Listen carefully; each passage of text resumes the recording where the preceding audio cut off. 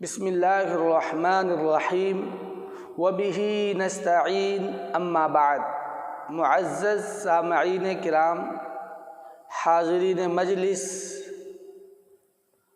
الحمدللہ آج 21ویں تراویح مکمل ہوئی۔ آج کا بیان 25ویں پارے کی تلاوت کے متعلق ہے۔ ارشاد باری تعالی ہے کہ قیامت کا علم کہ وہ کب آئے گی صرف اللہ کو ہے۔ انسان کیسا ناشکرا ہے، جب اللہ اسے اپنی نعمتوں سے نوازتا ہے تو یہ غرور کر کے اکڑ کے چلنے لگتا ہے، اور جب اس پر کوئی مصیبت پڑتی ہے تو لمبی لمبی دعائیں مانگنے لگتا ہے۔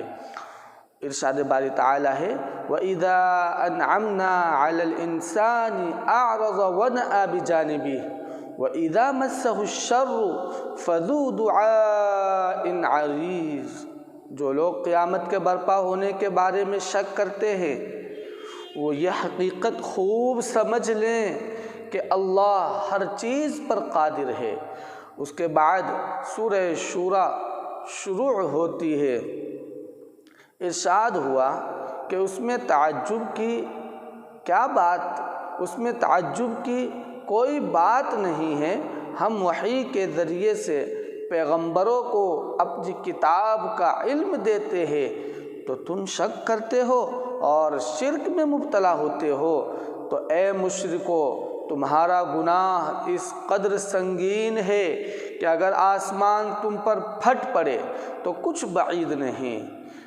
منکرین خبردار رہے، ان کا ٹھکانہ دوزخ میں ہے، یہاں ان کا کوئی مددگار نہ ہوگا۔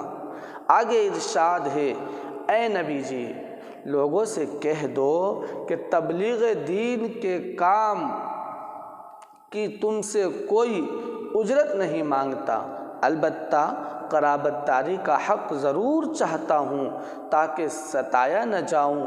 بھلائی کرنے والوں کے لیے بھلائی کا اجر اللہ کے ذمے ہے۔ جو شخص بھی صبر کرے اور درگزر سے کام لے تو یہ بڑی ہمت اور حوصلے کی بات ہے۔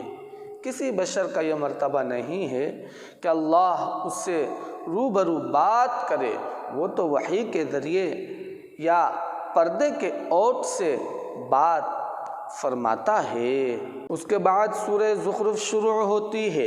ارشاد باری ہے کہ مشرک اس غلط فہمی میں مبتلا ہے کہ ان کی شرارتوں کی وجہ سے وحی کا نزول رک جائے گا، لیکن اللہ نے شرارت پسندوں کے فتنوں کی وجہ سے نہ کبھی پیغمبر بھیجنے بند کیے اور نہ وحی کا نزول رکا، بلکہ الٹا فتنہ پردازوں کو ہلاک کیا گیا۔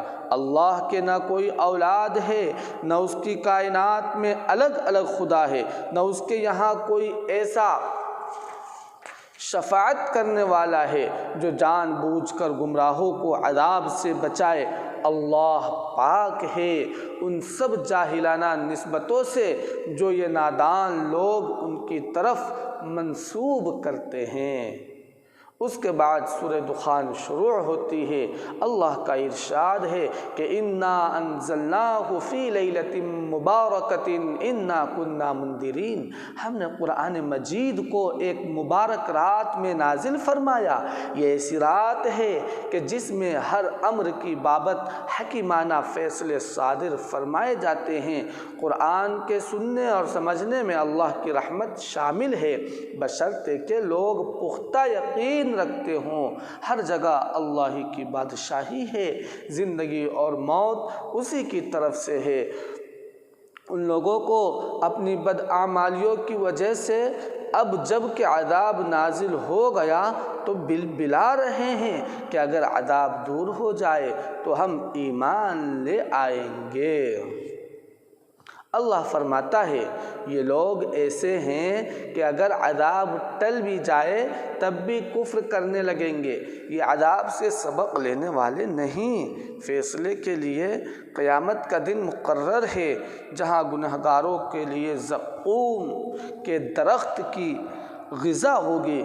ان شجرۃ الزقوم طعام الاثیم، اور کھولتا ہوا پانی پینے کو ملے گا۔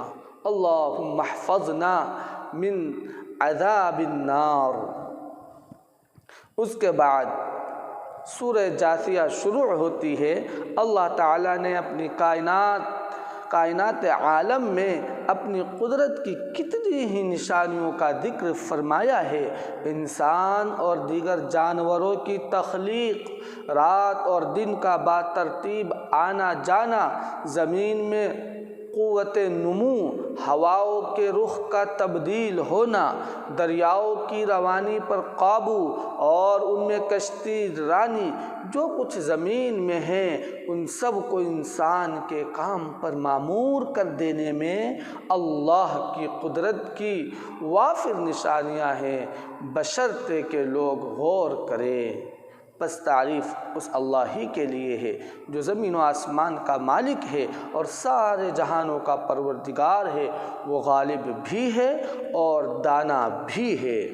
فللہ الحمد رب السماوات ورب الارض ورب العالمین وله الكبریاء فی السماوات والارض وهو العزیز الحکیم۔ اللہ تبارک و تعالی اپنی قدرت سے کامل معرفت نصیب فرما کر دولت یقین سے مالا مال فرمائے۔ آمین۔ وما توفیقی الا باللہ۔